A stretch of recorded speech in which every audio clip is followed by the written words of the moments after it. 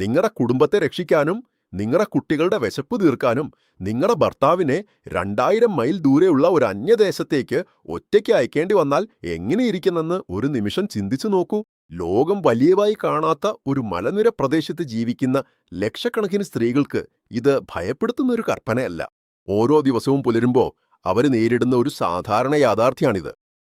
വേല തേടിപ്പോയ ഓരോ 3 പുരുഷന്മാരിലെ ഒരാൾക്ക് പോലും സ്വന്തം നാട്ടിലേക്ക് തിരികെ വരാൻ കഴിയാറില്ല. ചില സ്ത്രീകൾക്ക് മുന്നറിയിപ്പോ സംസാരമോ ഒന്നുമില്ലാതെ അവരുടെ വിവാഹബന്ധം അവസാനിക്കുന്നു. ഒരു ചെറിയ മൊബൈൽ സ്ക്രീനിൽ പ്രത്യക്ഷപ്പെടുന്ന തലാക്ക് തലാക്ക് തലാക്ക് എന്ന 3 വാക്കുകളുള്ള ഒരു ടെക്സ്റ്റ് സന്ദേശം അവരുടെ മുഴുവൻ ജീവിതവും സ്ഥിരമായി മാറ്റിമറിക്കുന്നു. 93% കഠിനമായ പാറകളും മലകളും നിറഞ്ഞ രാജ്യമാണത്.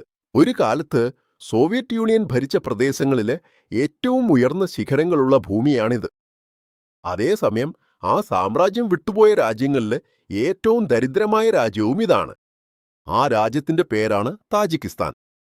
2025 വർഷത്തിലെ കണക്കുപ്രകാരം ആ രാജ്യത്തിന്റെ സമ്പദ്വ്യവസ്ഥ ഒരു വ്യക്തിക്ക് ശരാശരി ഉൽപ്പാദിപ്പിച്ചത് വെറും $430 മാത്രമാണ്. അഥവാ ഒരു ദിവസത്തിലെ $1.50 കുറവാണ്. സോവിയറ്റ് യൂണിയൻ വീണതിനു ശേഷം ശേഷിച്ച 15 രാജ്യങ്ങളിൽ വേൾഡ് ഇക്കണോമിക്സ്, ഏഷ്യ പ്ലസ് എന്നിങ്ങനെയുള്ള സ്ഥിതിവിവര കണക്കുകൾ പ്രകാരം 195 രാജ്യങ്ങളുടെ പട്ടികയിൽ ഇത് 167 സ്ഥാനത്താണ്. 1991 ഇതേപോലെയുള്ള ദാരിദ്ര്യാവസ്ഥയിൽ നിന്ന് യാത്ര ആരംഭിച്ച എസ്റ്റോണിയ പോലെയുള്ളൊരു രാജ്യം ഇന്ന് വ്യക്തിപരമായ വരുമാനമായി $32,600 സമ്പാദിക്കുന്നു. ഐക്യരാഷ്ട്രസഭയുടെ കണക്ക് പ്രകാരം 2025 ഏകദേശം 1,10,00,000 പേര് ഈ മധ്യേഷ്യയുടെ ഹൃദയഭാഗത്താണ് ജീവിക്കുന്നത്. സോവിയറ്റ് യൂണിയൻ തകർന്നപ്പോൾ ഫാക്ടറികൾ അടച്ചു, സബ്സിഡികൾ നിർത്തി. അവർക്ക് ശേഷിച്ചിരുന്നത് വെറും കല്ലുകളും മുള്ളുകളും മാത്രമാണ്. എങ്കിലും ആ പഴയ സാമ്രാജ്യം അതിന്റെ ചില അടയാളങ്ങൾ ഇവിടെ തന്നെ വിട്ടുപോയിട്ടുണ്ട്. 7495 മീറ്റർ ഉയരമുള്ള വടക്കേ അമേരിക്കയിലെ ഏതു പർവ്വതത്തെക്കാളും ഉയരമുള്ള ശിഖരം ഈ ഭൂമിയിലാണ് സ്ഥിതി ചെയ്യുന്നത്. ആദ്യം സ്റ്റാലിൻ പീക്കെന്നും പിന്നീട് കമ്മ്യൂണിസ്റ്റ് പീക്കെന്നും ഇപ്പോ ഇസ്മായിൽ സോമോനി ശിഖരമെന്നും വിളിക്കപ്പെടുന്ന ആ പർവ്വതം ഈ ഭൂമിയെ ഭരിച്ച സാമ്രാജ്യങ്ങളുടെ യാത്രയെ വിവരിക്കുന്നു. മറ്റൊരു വശത്ത് തലസ്ഥാനമായ ദുഷാൻബെയിൽ $210 മില്യൺ ചെലവിൽ നടന്ന വാർഷിക ആഘോഷത്തിന്റെ ഭാഗമായാണ് $30,000 ചെലവഴിച്ച് 165 മീറ്റർ ഉയരമുള്ള ഒരു കൊടിക്കമ്പം സ്ഥാപിച്ചിരിക്കുന്നത്. ലോകത്തിലെ ഏറ്റവും ദരിദ്രമായ രാജ്യം ലോകത്തിലെ തന്നെ ഏറ്റവും ഉയരമുള്ള കൊടിയ പാറ കവിട്ടിരിക്കുന്നു. ഈ വിരോധാഭാസം തന്നെയാണ് ഈ രാജ്യത്തിന്റെ യഥാർത്ഥ കഥയ്ക്ക് തുടക്കമിടുന്നത്. ഈ രാജ്യത്ത് പുറത്തുനിന്ന് കാണുന്ന സാമ്പത്തിക പ്രശ്നങ്ങൾക്ക് പിന്നില് മനുഷ്യരുടെ ജീവിതം തകർക്കുന്ന മറ്റൊരു വലിയ ക്രൂരത ആ ചെറിയ ഫോൺ സ്ക്രീനിൽ തന്നെ മറഞ്ഞിരിക്കുന്നു. അനേകം വർഷങ്ങളായി റഷ്യയിൽ ജോലി ചെയ്യുന്ന ഭർത്താവ് തന്റെ ഭാര്യയ്ക്ക് വെറും 3 വാക്കുകൾ ടൈപ്പ് ചെയ്ത് അയക്കുന്നു. മതഗുരുക്കന്മാരുടെ വിശദീകരണ പ്രകാരം ആ 3 വാക്കുകൾ ശബ്ദമായി പറഞ്ഞാലേ വിവാഹം റദ്ദായി പോവും. എന്നാൽ തൊഴിലാളികൾ അത് ടൈപ്പ് ചെയ്ത് അയച്ചാലും വിവാഹമോചനം സംഭവിക്കുമെന്ന് വിശ്വസിച്ച് മോസ്കോയിൽ നിന്ന് ആ സന്ദേശം അയക്കുന്നു. ഈ സ്ഥിതി എത്രത്തോളം അതിരുവിട്ടുപോയിന്നാ താജിക്കിസ്ഥാൻ ഇസ്ലാമിക് കൗൺസിൽ നേരിട്ടിടപെട്ട് ഭാര്യ നേരിലുണ്ടാകുമ്പോഴേ ആ വാക്കുകൾ ഉച്ചരിക്കണമെന്ന് കർശനമായി പ്രഖ്യാപിച്ചു. അതിനുശേഷം SMS മുഖേന വിവാഹമോചനം നൽകുന്നത് സർക്കാർ പൂർണ്ണമായും നിരോധിച്ചു. ഇതില് മറ്റൊരു ഇരുണ്ട വശവും ഉണ്ട്. പല ദമ്പതികളും മതപരമായ രീതിയിൽ മാത്രമാണ് വിവാഹം കഴിക്കുന്നത്. സർക്കാർ ഓഫീസുകളിൽ രജിസ്റ്റർ ചെയ്യാറില്ല. ഫോണിൽ ആ സന്ദേശം വന്ന ഉടൻ തന്നെ നിയമപരമായി അവൾക്ക് അവന്റെ ഭാര്യ എന്ന് നിലയില്ല. അവൾക്ക് ഭർത്താവിന് ജീവനാംശം ലഭിക്കില്ല. സ്വത്തുപങ്കും അവൾക്ക് ലഭിക്കില്ല. വിദേശത്തുള്ള ഭർത്താവിനെ കണ്ടെത്തി വിവാഹമോചന നടപടികൾ പൂർത്തിയാക്കാൻ കോടതികളിൽ വർഷങ്ങൾ ചെലവാകുന്നു. ബഹുഭാര്യതയ്ക്ക് 5 വർഷം വരെ ജയിൽ ശിക്ഷയോ ഏകദേശം $10,000 പിഴയോ വിധിക്കുന്ന നിയമം ഉണ്ടായിരുന്നാലും മതത്തിന്റെ പേരിൽ രണ്ടാമത്തെ വിവാഹം കഴിക്കുന്നവര് അനേകം പേരുണ്ട്. ഒരുമിച്ച് ജീവിച്ച ജീവിതത്തെ ഒരു വാക്യത്തിൽ തന്നെ അവസാനിപ്പിക്കുന്ന ഈ അവസ്ഥയ്ക്ക് യഥാർത്ഥ കാരണം എന്താണെന്ന് അന്വേഷിച്ചാൽ അത് അവരുടെ ഗ്രാമങ്ങളിൽ ആളില്ലാതെ കിടക്കുന്ന ശൂന്യമായ വീടുകളിലേക്കാണ് നമ്മെ നയിക്കുന്നത്.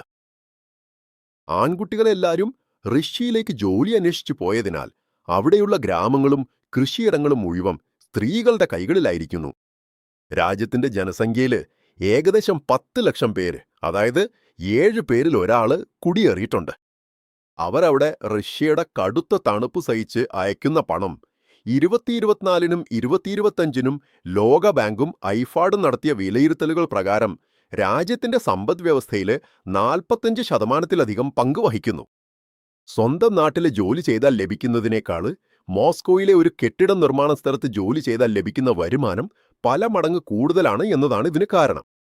ആസിയൻ വികസന ബാങ്കിന്റെ റിപ്പോർട്ടുകൾ പ്രകാരം കുടിയേറിയവരിൽ 90% പേരും പുരുഷന്മാരാണ്. ഇതിനാലാണ് നിലമുഴുതുക, പരുത്തി വിളയിക്കുക, കനാലുകൾ വഴി വെള്ളമൊഴിക്കുക തുടങ്ങിയെല്ലാം സ്ത്രീകളാണ് നോക്കുന്നത്. ഇത്രയും കഷ്ടപ്പെട്ടാലും ആസിയൻ വികസന ബാങ്കിന്റെ ഗവേഷകരുടെ അഭിപ്രായപ്രകാരം പല സ്ത്രീകൾക്കും തങ്ങൾ സമ്പാദിച്ച പണം ചെലവഴിക്കാനുള്ള സ്വാതന്ത്ര്യം പോലുമില്ല. വ്യവസായത്തോടൊപ്പം താജിക്കിസ്ഥാൻ ഏറ്റവും കൂടുതൽ കയറ്റുമതി ചെയ്യുന്ന അലുമിനിയവും വിദേശ നാണ്യ വരുമാനത്തിൽ വലിയ പങ്ക് വഹിക്കുന്നു. ടാൽക്കോ എന്ന ഫാക്ടറി രാജ്യത്തിനാവശ്യമായ വിദേശ നാണ്യത്തിൽ 70% വരെ സമ്പാദിച്ചു തരുന്നു. മൊത്തം സാമ്പത്തിക ഭാരം പ്രവാസികളും സ്ത്രീകളും ചുമക്കുമ്പോൾ സമൂഹത്തെ നയിക്കുന്ന നിയമങ്ങള് സർക്കാർ വളരെ കർശനമായി മാറ്റിക്കൊണ്ടിരിക്കുന്നു.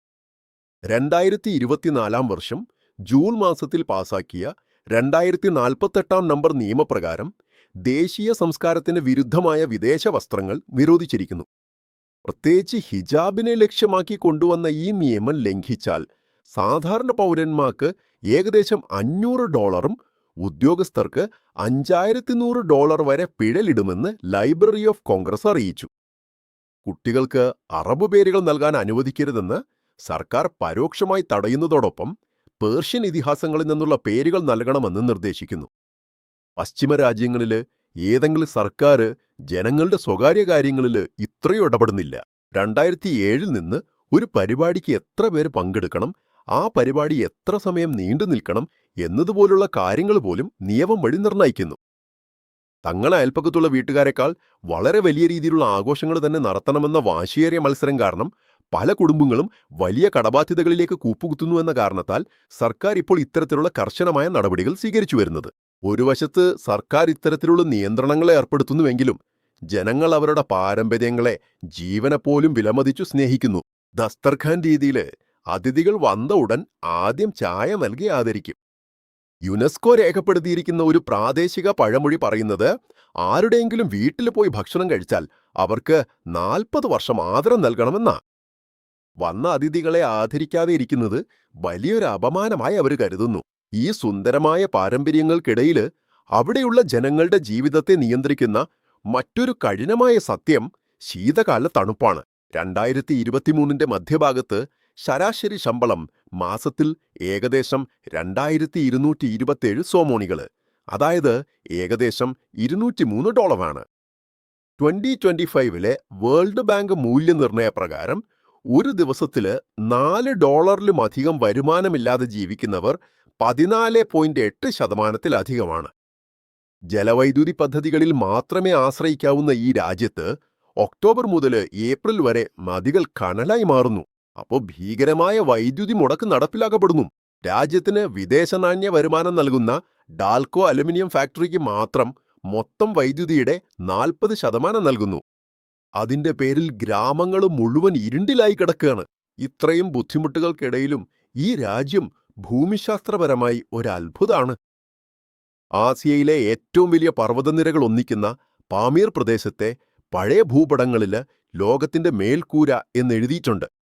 77 കിലോമീറ്റർ വിസ്തീർണത്തിൽ വ്യാപിച്ചിരിക്കുന്ന ഫെഡ്ചെൻകോ ഹിമപർവ്വതം 1991-ലുണ്ടായ ഭൂകമ്പത്തിൽ രൂപം കൊണ്ട സരേസ് തടാകം, അലക്സാണ്ടർ ദി ഗ്രേറ്റ് നാമത്തിലുള്ള ഇസ്കന്ദർകുൽ തടാകം എന്നിവയും ഇവിടെയുണ്ട്. യക്നോ താഴ്വരയിൽ ഇന്നും പഴയ പട്ടുപാത കാലത്തെ സാക്ഷ്യൻ ഭാഷ സംസാരിക്കുന്നു. അത് തലസ്ഥാനമായ ദുഷാൻബെ എന്ന പദത്തിന് തിങ്കളാഴ്ച എന്നർത്ഥാണ്. ഒരു കാലത്ത് അവിടെ നടക്കുന്ന തിങ്കളാഴ്ച ചന്തയുടെ പേരിലാണ് ആ നഗരത്തിന് ഈ പേര് ലഭിച്ചത്. സൂക്ഷ്മ വിവരങ്ങൾ, ഭൂഗോള വിവരങ്ങൾ ഒറ്റയ്ക്ക് നോക്കിയാൽ ഈ രാജ്യത്തിന്റെ യഥാർത്ഥ സ്വഭാവം അവരുടെ അതിഥി സൽക്കാരത്തിലാണ് കാണാൻ കഴിയുന്നത്. ഓഷി പലോവ് അല്ലെങ്കിൽ പിലാവ് എന്നതാണ് ഇവരുടെ പ്രധാന ഭക്ഷണം. 2016 യുനെസ്കോ ഇതിനെ ഒരു മികച്ച സാംസ്കാരിക പാരമ്പര്യമായി അംഗീകരിച്ചു. ചായ്ക്കോണ എന്നറിയപ്പെടുന്ന ചായക്കടകളിലെ പുരുഷന്മാർ ഒരുമിച്ചുകൂടി ഈ പിലാവ് വിഭവം തയ്യാറാക്കും. എത്ര ദാരിദ്ര്യത്തിലായാലും വീട്ടിലെ അതിഥികൾക്ക് തങ്ങൾക്കുള്ള ഏറ്റവും മികച്ച ഭക്ഷണം നൽകുന്നതാണ് ഇവരുടെ പ്രത്യേകത. ശരി, ഇത്ര വലിയ സംസ്കാരമുള്ള ഒരു രാജ്യത്തിന്ന് പുരുഷന്മാര് ജോലി തേടി റഷ്യയിലേക്ക് പോകേണ്ട സാഹചര്യം എന്തുകൊണ്ടാണ് ഉണ്ടായത് എന്ന ചോദ്യത്തിന് ഉത്തരം അവരുടെ പാതയിലുണ്ട്. 1991 എന്ന വർഷത്തില് സ്വാതന്ത്ര്യം ലഭിച്ച ഉടനെ 1992 മുതൽ 1997 വരെ ആ രാജ്യം ഒരു ഭീകരമായ ആഭ്യന്തര യുദ്ധം അനുഭവിച്ചു. 20,000 മുതൽ 1,50,000 പേര് വരെ ജീവൻ നഷ്ടപ്പെട്ടു. സുമാറായി 12 ലക്ഷം പേര് വീടുകൾ നഷ്ടപ്പെടുത്തി തെരുവിലായി. 1922 അവസാനം രാജ്യത്തിലെ 80% ഫാക്ടറികൾ നശിച്ചു. 1998 വ്യക്തിഗത വരുമാനം വെറും $215 താഴ്ന്നു. അന്നുണ്ടായ ആ സാമ്പത്തിക തകർച്ചയാണ് ഇന്നത്തെ ഈ കുടിയേറ്റത്തിനും ടെക്സ്റ്റ് മെസ്സേജ് വഴി നടക്കുന്ന വിവാഹമോചനങ്ങൾക്കും അടിസ്ഥാനമൊരുക്കിയത്. കഴിഞ്ഞ കാലത്തുണ്ടായ ആ തകർച്ചയിൽ നിന്ന് കരകയറി ആ രാജ്യം ഇപ്പോൾ ഒരു പുതിയ ഭാവിയെ നിർമ്മിച്ചുകൊണ്ടിരിക്കുന്നു. വാക്ക് കുറുകെ 335 മീറ്റർ ഉയരത്തില് ലോകത്തിലെ ഏറ്റവും ഉയർന്ന റോഹൻ അണക്കെട്ട് അവർ പണിയാണ്. ലോകബാങ്ക് ഏകദേശം $3 ബില്യൺ സാമ്പത്തിക സഹായം നൽകുന്നു. ഇതിനകം തന്നെ സോവിയറ്റ് കാലത്തെ നൂർക്ക് അണക്കെട്ട് വഴി രാജ്യത്തിന് 70% വൈദ്യുതി ലഭിക്കുന്നു. 2024 രാജ്യത്തിന്റെ സമ്പദ്വ്യവസ്ഥ 8.4% വളർച്ച കൈവരിച്ചു. 2025 ഇത് 7% ആയിരിക്കുമെന്ന് കണക്കാക്കപ്പെടുന്നു. കായികരംഗത്തും ദിൽഷത് നസ്രോഫ് എന്ന അത്ലറ്റ് 2016 ഒളിമ്പിക്സില് താജിക്കിസ്ഥാനിന് ആദ്യ സ്വർണ്ണപതകം നേടിക്കൊടുത്തു. പേർഷ്യൻ കവിതയുടെ പിതാവായ റുദാക്കി, പഴയ ഭരണാധികാരി ഇസ്മായിൽ സോമോണി, പുരാതന ഷഷ്മഖാം സംഗീതം, ബുസ്കാഷി എന്ന കായികം എന്നിവയുൾപ്പെടെ 1000 വർഷത്തെ സംസ്കാരപരമായ പാരമ്പര്യം ഇവർക്കുണ്ട്. ഒരു കാലത്ത് സാമ്രാജ്യങ്ങൾക്കിടയിൽ ചുരുങ്ങിപ്പോയി വൈദ്യുതിയില്ലാത്ത തണുപ്പുള്ള കാലങ്ങളും കുടിയേറ്റത്തിന്റെ വേദനയും അനുഭവിച്ചുകൊണ്ടിരിക്കുന്ന ഒരു ചെറിയ രാജ്യമാണിത്. ആകാശത്തോളം ഉയർന്ന മലകളുടെ ഇടയില് പങ്കിട്ടൊരു തട്ടിലുള്ള ഭക്ഷണം 40 വർഷത്തെ ബന്ധത്തെ ബന്ധിപ്പിക്കുന്ന സംസ്കാരത്തെ സംരക്ഷിച്ചുകൊണ്ട് ഓരോ ദിവസവും അവരുടെ സ്വാഭിമാനത്തിനായി പോരാടുന്ന അത്ഭുതകരമായ മനുഷ്യചരിത്രമാണ് ഈ താജിക്കിസ്ഥാൻ. ഇപ്പോ ആ രാജ്യത്തെ മുഴുവൻ ഒരു പ്രാവശ്യം നിങ്ങളുടെ കണ്ണുമുന്നിൽ കൽപ്പന ചെയ്തു നോക്കൂ. കാണാതായൊരു സാമ്രാജ്യത്തിന്റെ ഏറ്റവും ദരിദ്രമായ രാജ്യം ആകാശത്തോളം ഉയർന്ന മലകളെ തന്റെ നെഞ്ചിൽ മറച്ചുവെച്ചിരിക്കുന്നു. പുരുഷന്മാര് വിട്ടുപോയ ആ ഭൂമിയെ അവിടെയുള്ള സ്ത്രീകളാണ് അവരുടെ തോളുകളിൽ ചുമക്കുന്നത്. പങ്കിടുന്നൊരു തട്ടുഭക്ഷണം 40 വർഷത്തെ ബന്ധം കെട്ടിപ്പടുക്കുന്നൊരു സംസ്കാരത്തില് വെറും 3 വാക്കുകൾ മാത്രമുള്ളൊരു സന്ദേശം കൊണ്ട് ജീവിതങ്ങൾ തകരാറിലാവുന്നു. നിങ്ങളുടെ വീട്ടില് എത്ര പേര് വരണമെന്ന് ഉത്തരവിടുന്ന സർക്കാർ ഒരു വശത്തുണ്ടെങ്കിൽ, വന്ന അതിഥികളെ ദൈവം പോലെ സ്വീകരിക്കുന്ന വലിയ ഹൃദയമുള്ള ജനങ്ങൾ മറ്റൊരു വശത്തുണ്ട്. ഇവ പരസ്പരം വിരുദ്ധമായ കാര്യങ്ങളല്ല, ഒരേ യാഥാർത്ഥ്യത്തെ വ്യത്യസ്ത കോണുകളിൽ കാണുന്നത് മാത്രാണ്. സാമ്രാജ്യങ്ങൾക്കും മലകൾക്കും വ്യാപാരപാതകൾക്കും ഇടയില് ചുരുങ്ങി ഓരോ ദിവസവും സ്വന്തം സ്വാഭിമാനം സംരക്ഷിക്കാൻ ശ്രമിക്കുന്ന ഒരു ചെറിയ രാജ്യം. പുറത്തേക്ക് പോയി ജോലി ചെയ്യുന്നത് എന്നത് അവരുടെ സ്നേഹം മുഴുവൻ ബാങ്ക് ഇടപാടുകളായി മാറ്റി അയക്കുന്നതാണ്. വീട്ടിലെത്തുന്നവർക്ക് നൽകുന്ന ഭക്ഷണം എത്ര ദാരിദ്ര്യരേഖ വന്നാലും ഇല്ലാതാക്കാൻ കഴിയാത്ത യഥാർത്ഥ സമ്പത്താണ്. ഒരു ഫോൺ സന്ദേശത്തിലൂടെ വിവാഹമോചനം നൽകുന്ന അത്യന്തം ക്രൂരമായ സത്യം പോലും ബന്ധങ്ങൾക്ക് ജീവൻ നൽകുന്ന ഒരു സമൂഹത്തിനിടയിൽ ദൂരമെന്ന ദാനവൻ കടന്നുവരുമ്പോഴാണ് ജനിക്കുന്നത്. ഞാനിപ്പോ പറഞ്ഞ ഓരോ കാര്യത്തിനും ലോകബാങ്ക്, യുനെസ്കോ, ഐക്യരാഷ്ട്രസഭ പോലുള്ള സ്ഥാപനങ്ങളുടെ കണക്കുകൾ തന്നെയാണ് ആധാരം. ഈ രാജ്യത്തെക്കുറിച്ച് ആർക്കും അറിയാത്ത വ്യാജവാർത്തകൾ പറയുന്നത് എനിക്കിഷ്ടമല്ല. അതുപോലെ ഈ രാജ്യത്തോട് നിങ്ങൾക്ക് അനുകമ്പ കാണിക്കേണ്ട ആവശ്യമില്ല. കരുണയെന്നത് മുന്നിലുള്ളവരെ താഴ്ന്നവരായി കാണാൻ ഇടയാക്കുന്നു. അവരെ മനസ്സിലാക്കുന്നത് അവരെ നമ്മോട് സമമായി കാണാൻ സഹായിക്കുന്നു. 1,10,00,000 പേര് തങ്ങളുടെ കൈകളിലുള്ള കഷ്ടപ്പാടുകളുടെ കാർഡുകൾ ഉപയോഗിച്ച് ധൈര്യത്തോടെ കളിക്കുന്നൊരു കളിയാണിത്.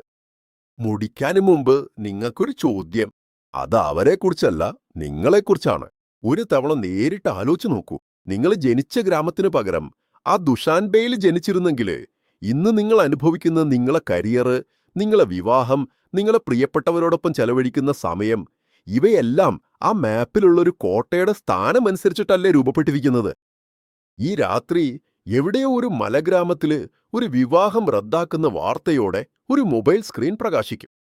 അത് നടക്കുമ്പോ അതിന് കുറച്ചു ദൂരത്ത് വീട്ടിൽ വന്നൊരു പുതിയ ആളിനായി കിടക്ക വിരിച്ച് പഴങ്ങളും ചായയും നൽകി ആത്മാർത്ഥമായി പരിചരിക്കും.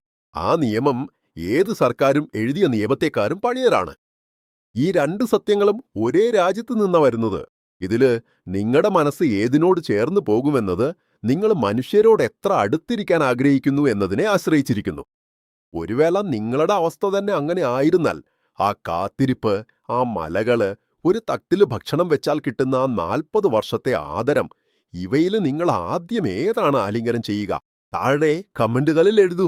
ഇങ്ങനെ കണ്ണിപ്പെടാത്തതും തെറ്റായി മനസ്സിലാക്കപ്പെട്ടതുമായ, ആരും പോകാത്ത എത്രയോ രാജ്യങ്ങൾ ഈ ഭൂമിയിൽ ഇന്നുമുണ്ട്.